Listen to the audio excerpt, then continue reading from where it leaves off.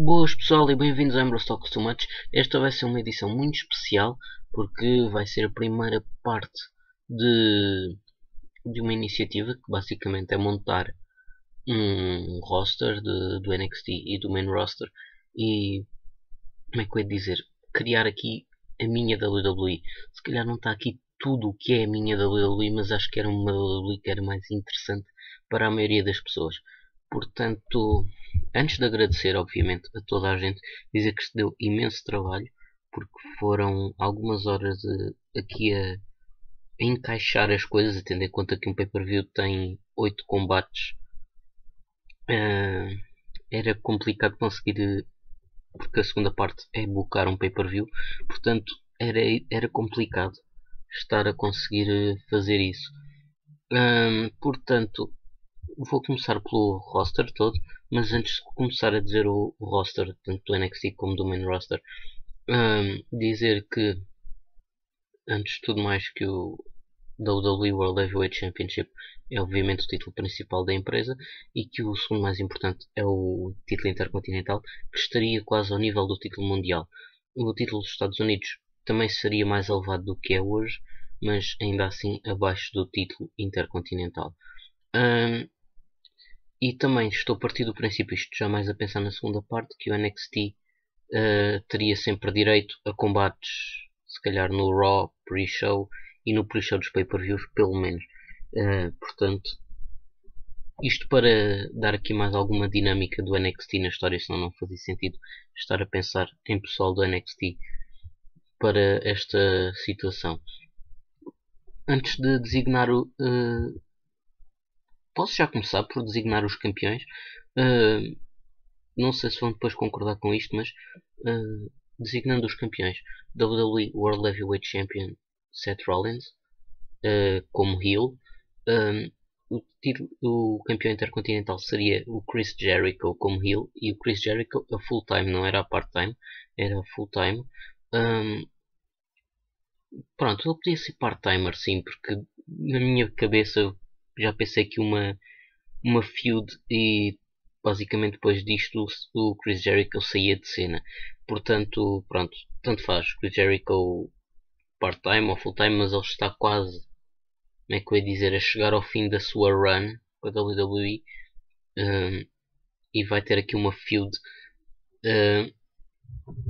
que eu depois vou dizer. Portanto, Chris Jericho heel, campeão intercontinental, a dizer que basicamente a gimmick dele é basicamente dizer que é o melhor campeão intercontinental de sempre e que não. Pronto, basicamente ele não tem. As pessoas não têm de. Não há ninguém que o consiga superar. Basicamente ele é o dono daquele título. E que nunca houve nem haverá um campeão intercontinental maior ou melhor do que o Chris Jericho.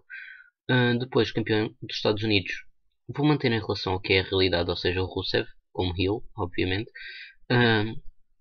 Tag Team Champions. Meti o Harper e o Rowan como heels, obviamente. Depois, Divas Champion, Natália como babyface, obviamente. Natália porquê?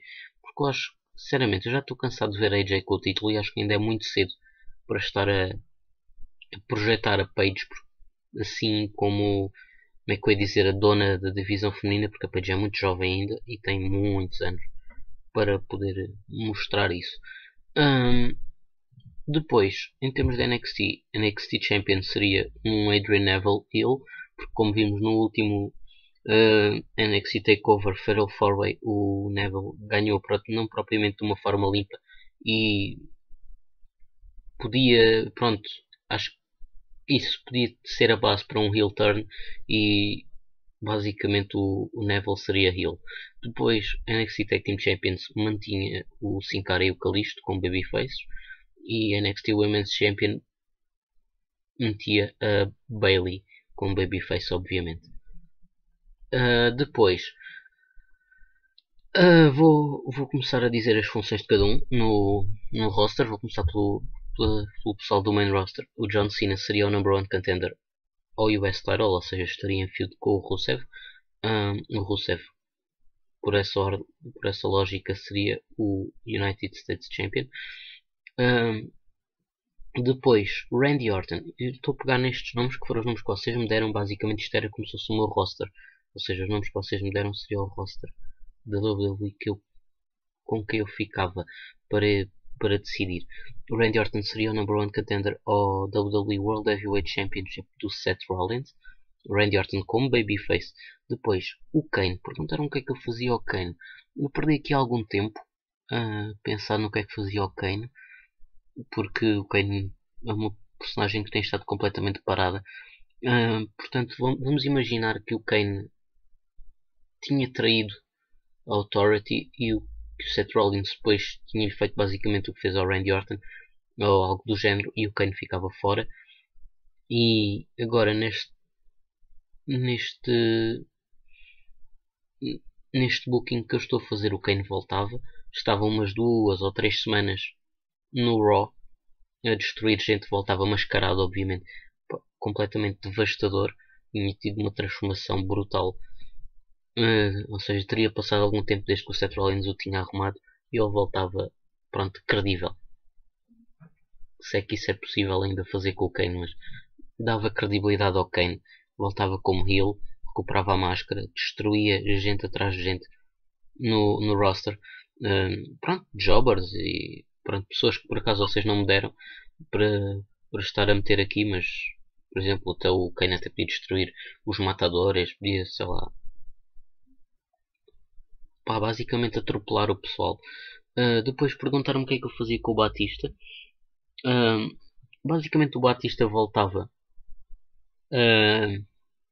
à WWE basicamente com a ideia que ia atrás, que chegava e ia atrás do WWE World Heavyweight Championship do Seth Rollins e que pronto, fazia uma promo com isto, dizia que tinha voltado e que não queria saber de ninguém, queria saber apenas dele próprio, ou seja, voltava como heel e só queria ganhar o título ao Seth Rollins, tirar-se o título do Seth Rollins e que não havia ninguém na WWE que fosse capaz de o travar.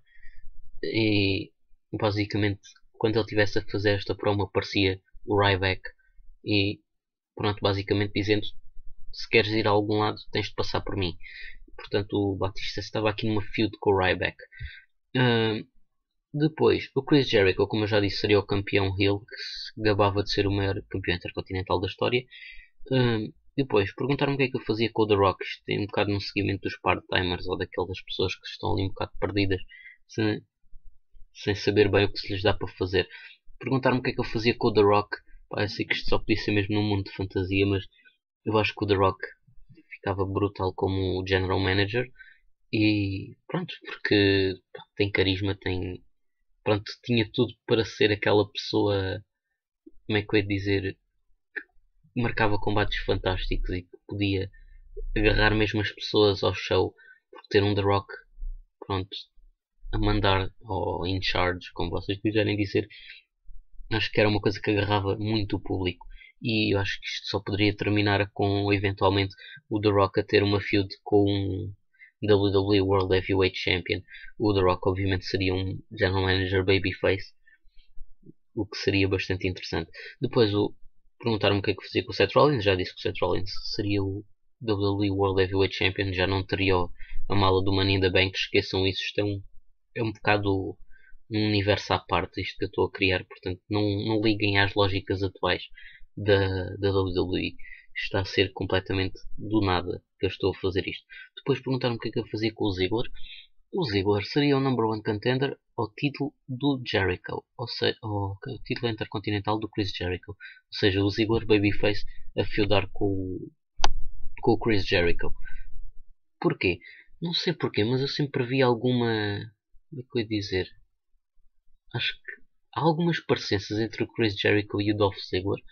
Não sei porquê, mas eu sempre tive esta sensação que havia ali algo de interessante, ou que podiam dar combates com uma química brutal. Portanto, Ziggler em feud com o Chris Jericho pelo título intercontinental.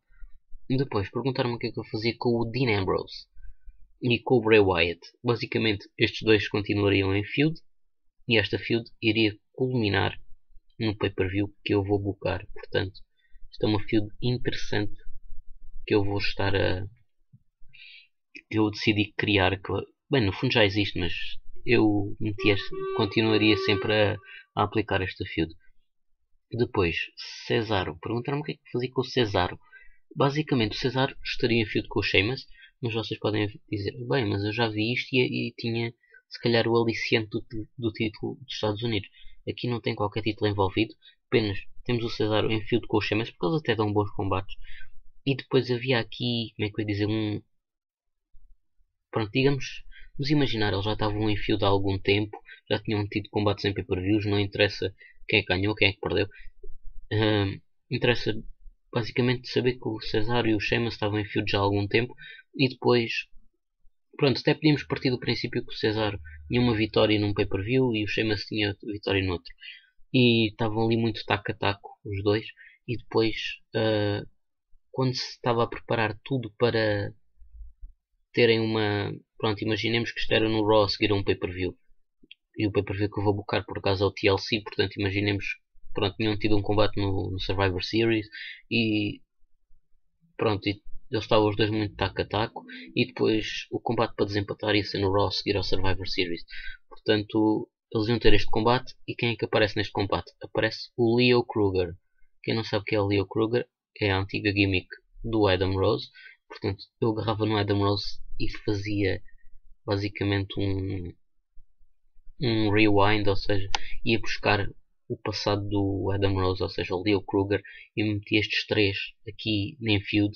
O Leo Kruger, pronto, o Adam Rose, pá, nos partiu do princípio que o Adam Rose tinha estado desaparecido e voltava completamente transfigurado em Leo Kruger e interferia nesta feud e basicamente destruía estes dois homens, Cesaro e Sheamus, e formava-se aqui uma feud a 3 que eu acho que tinha tudo para ser interessante. Depois perguntaram-me o que é que eu fazia com o Adam Rose, já respondi a isso. O Ryback, o que é que eu fazia com o Ryback? Eu já disse que o Ryback ficava em feud com o Batista. Acho que isto era interessante porque são dois powerhouses. Ficavam aqui em rivalidade. E pá, acho que era no mínimo engraçado ver este combate. Depois, Stardust e o Goldust. Se calhar não vou começar a pegar no Stardust e no Goldust. Vou apenas dizer Luke Harper e o Eric Rowan, como eu já disse, em WWE Tag Team Champions. E depois, quem seriam os number one contenders? Connor e Victor The Ascension. Eu quero ver muito esta rivalidade, acho que era brutal. Basicamente, eles podiam estar aqui umas semaninhas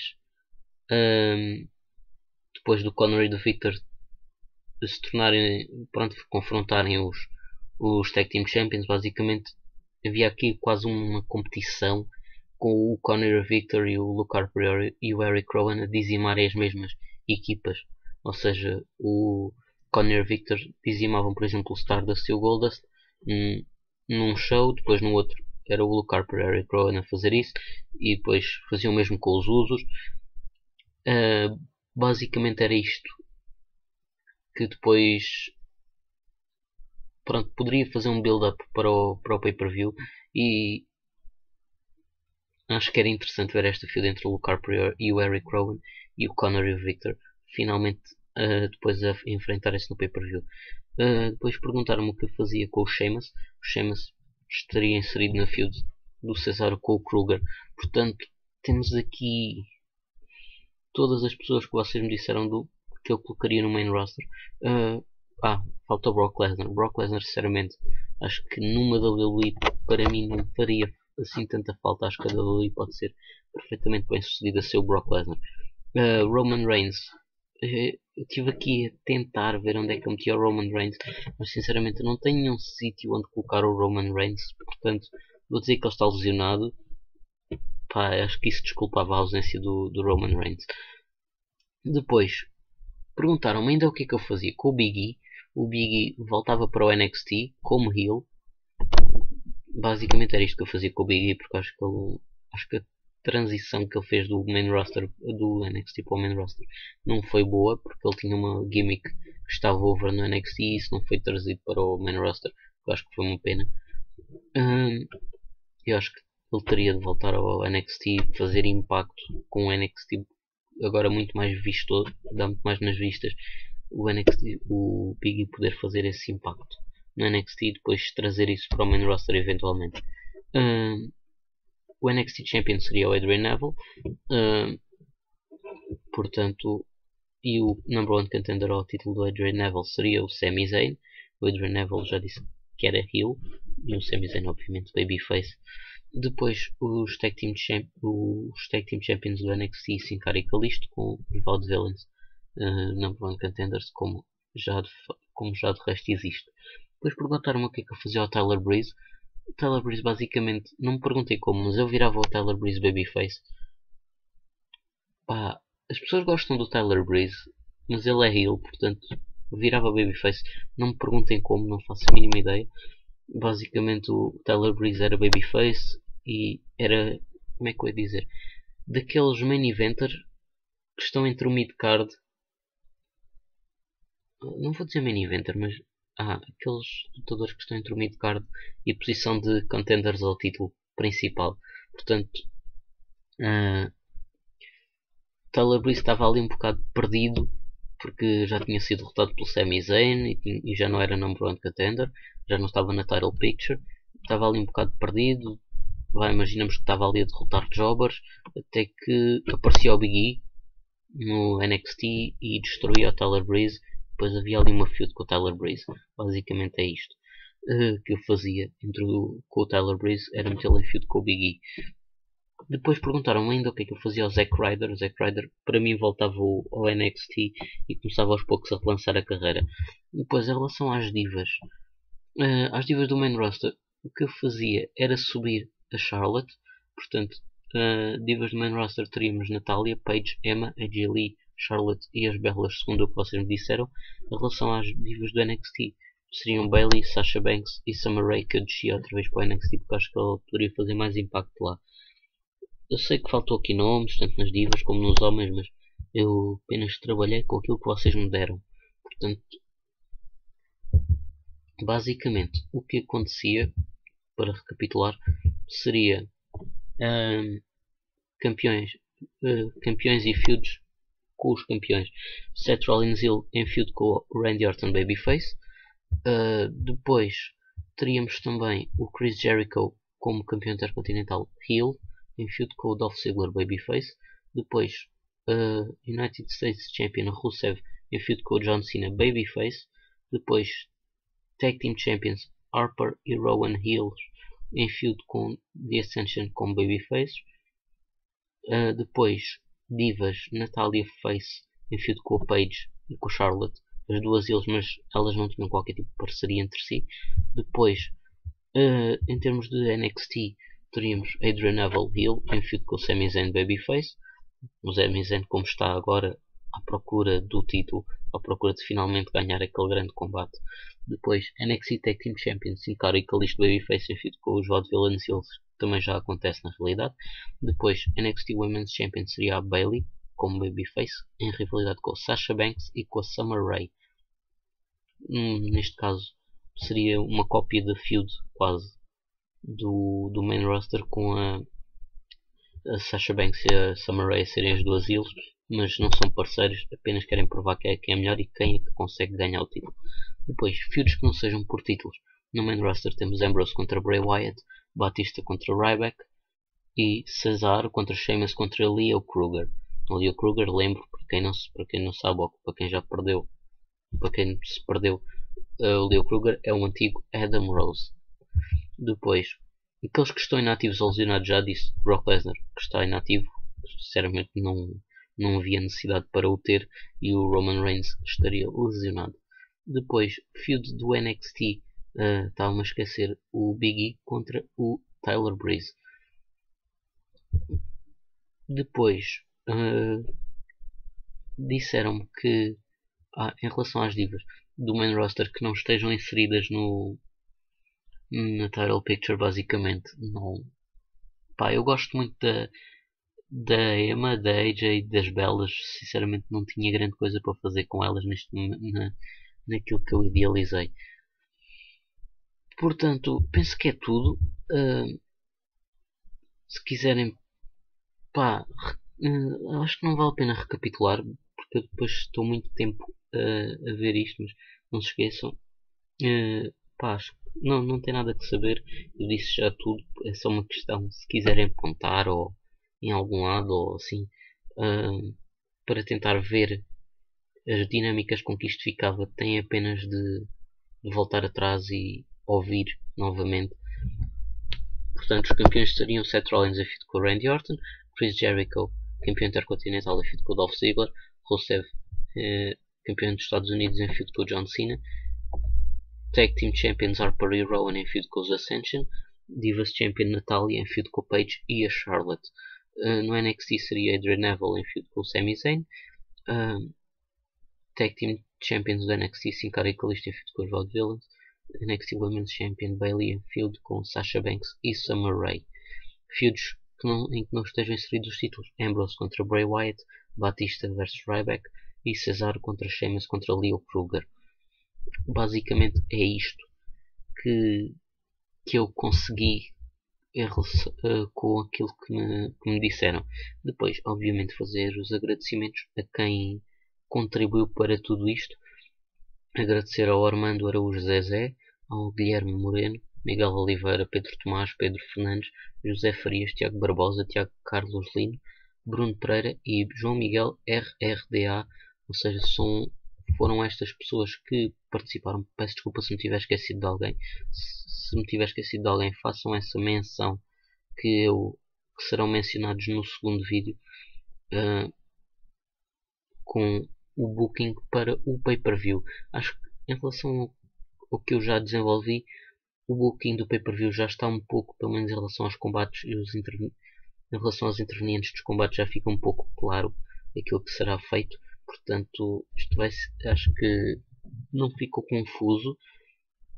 Pronto, é um bocado confuso porque eu não tenho maneira de vos mostrar, de vos meter um quadro ou de vocês ficarem logo na cabeça com as imagens de tudo, mas acho que tentei ser o mais claro possível, de modo a que